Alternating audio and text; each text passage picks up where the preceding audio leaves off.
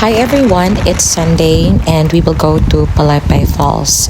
It is located in Barangay Abante, Pamplona, Negros Oriental. 6 a.m. minigikan from Sipulan and little did we know nga magkaaberya dayang akong motor.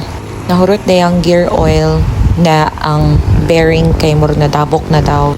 But since dugay naman namo ni nga plan, so nidayon naglamang mi. So at the end of kanong sakada gani nga dalan, so katong pinaka dead end, we park our motorcycles there, then we hike for like 15 to 20 minutes. Then angaton kay siya and it's very slippery kay clay manggod ang dalan. So if you're going to go up there, make sure nga magdala lang yun mong sungkod. So story time, sige nga ulan-ulan, actually ganihang 4 a.m. ni ulan gyud.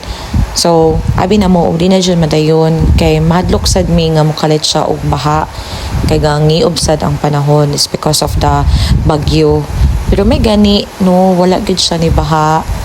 Pagmata na ko ganiyang 5 a.m. wala na dyan siya ulani, silang na pod ang adlaw. So we decided to push through sa amo ang plan and worth it jud siya kay wala siya ni ulan padong namo dire and nakaligo sad mi, naka-enjoy mi sa falls, sa tubig.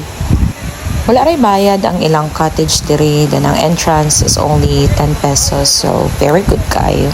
Naday duha ka falls dire. Naay partner room, especially katong doos jud sa huluganan sa falls. Pero na po'y mabaw dito sa unahan, which is kana mga bata maka-enjoy rasad. Ang among mga balon kay spaghetti, wow, social, red horse, then naay adobo, naay piniritong manok, naay puso, naay mga chips, napoy drinks.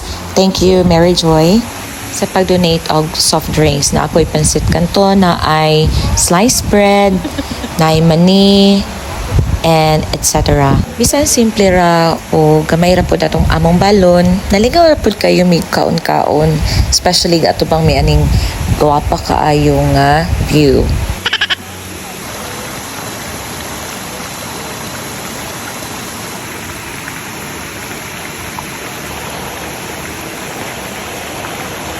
While maligo mi, kita mi og red horse na nadiri. So blessing gid ni siya gikan sa kaypasan. Charot.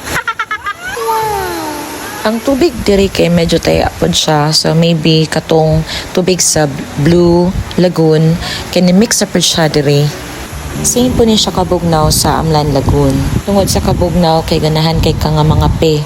So gamahay na naman ko ano wa mo ko gadalag ininit og kape oy. Kanang reaction nag-init, nisilang na ang adlaw diha. Nalipay kay mi kay di na siya inana katugnaw. Tutugnog yapon siya gamay, pero nalipay mi nga murag init-init na siya gamay. Para daw mawala ang katugnaw kay dapat daw isayaw.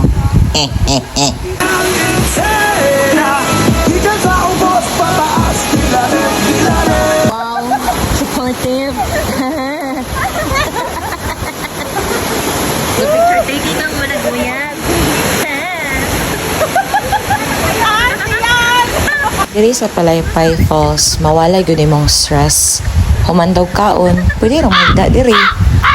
Na mauli na tayo mi after ani kay medyo punto na pud, then nagsige naman siya ulan, but pagkataw-taw daga na kay ni angas, so mas better if sayo kay ma-solo ang place.